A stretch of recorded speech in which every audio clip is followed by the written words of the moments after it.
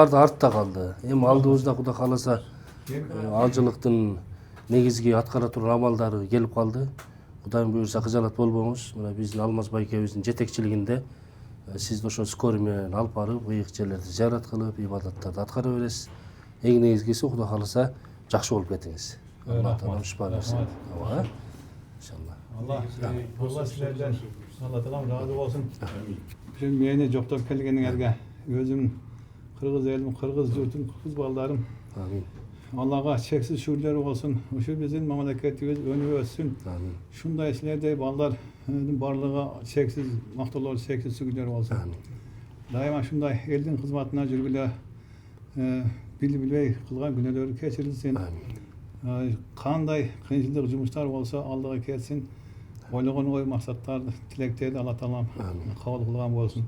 Buna şu ballarga da rahmat, çoğun rahmat ben bu balları körüp o günü körüm ile közüm sırada açılıp gitti da. Allah'a şükür şunday bizim ballardan bari gelip.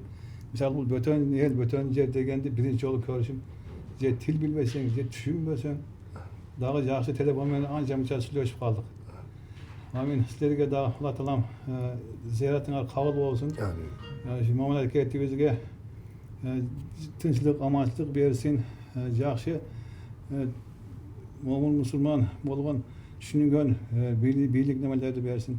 Tinchlik bo'lsin, eng g'aloni yerimizga baraka bersin. Yaxshi kunlarni bersin.